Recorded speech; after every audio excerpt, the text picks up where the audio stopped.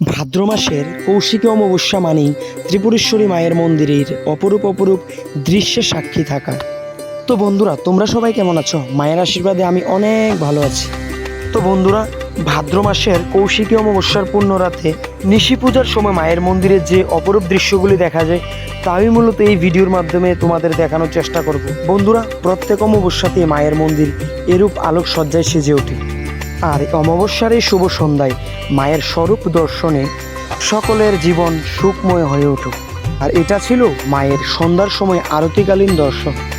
বন্ধুরা, প্রত্যেক অমাবস্যাতে মায়ের সন্ধ্যা আরতি শেষ হওয়ার পরই মায়ের মন্দিরের দরজা বন্ধ হয়ে যায়। মাকে স্নান করিয়ে রাজেশ্বরী রূপে সাজিয়ে তোলা হয়। আর তারপরেই রাতে দেখা যায় মায়ের মন্দিরের অপরূপ অপরূপ সৌন্দর্য দৃশ্যগুলি। তো একেবারে অমাবস্যার পূর্ণ রাতে দেখুন মায়ের নাক মন্দির এবং মন্দিরের বিভিন্ন দিক কীভাবে আলোকসজ্জায় সাজিয়ে তোলা হয়েছে। আর এইদিকে কি সুন্দর উপজাতি সম্প্রদায়ের মায়ের ভক্তরা নৃত্য শুরু করবে এখন। প্রত্যেক অমাবস্যাতে বন্ধুরা মায়ের মন্দিরে এরূপ নৃত্য দেখা যায় উপজাতি সম্প্রদায়ের লোকেদের থেকে। আর ভাদ্র মাসের কৌশিকী অমাবস্যা মানে মায়ের মন্দিরে হাজার হাজার ভক্তদের সমাগম। মায়ের মুখখানি দেখলে যেন আলাদা এক শান্তি জোটে। কৌশিকী অমাবস্যার পূর্ণ রাতে নিশি পূজার সময় মায়ের যে অপরূপ সাজে সজ্জিত হয়েছে তার কিছুটা দৃশ্য। একেবারে মা যেন রাজেশ্বরী রূপে সেজেছেন। বন্ধুরা, কৌশিকী অমাবস্যা অন্যান্য অমাবস্যা থেকে অনেকটাই আলাদা, কেননা তন্ত্র মতে ও শাস্ত্র মতে ভাদ্র মাসের এই তিথিটি একটু বিশেষ। অনেক কঠিন ও গুপ্ত সাধনা এই দিনে করলে আশাতীত ফল মিলে।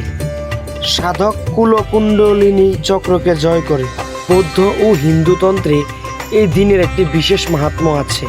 বন্ধুরা, তন্ত্র মতে এই রাতকে তারা রাত্রিও বলা হয়। এক বিশেষ মুহূর্তে স্বর্গ ও নরক দুইয়ের দরজা মুহূর্তের জন্য খোলে ও সাধক নিজের ইচ্ছামতো ধনাত্মক অথবা ঋণাত্মক শক্তি সাধনার মধ্যে আত্মস্থ করেন ও সিদ্ধি লাভ করেন। বন্ধুরা, মায়ের মন্দির মানে শান্তির স্থান। হাজার হাজার ভক্তের সমাগম এই অমাবস্যার পূর্ণরাতে মায়ের মন্দিরে প্রত্যেক বছর হয়ে থাকে। আকুল হয়ে মাকে ডাকলে পরেই মা সাড়া দেন। বন্ধুরা, কথিত আছে এই দিনেই দেবী তারা মধ্যে আবির্ভূত হন। অন্যদিকে পুরাণ বলছে দেবী তারার অপর নাম কৌশিকী। সেই দেবী কৌশিকীর নাম থেকেই এই অমাবস্যার সূচনা।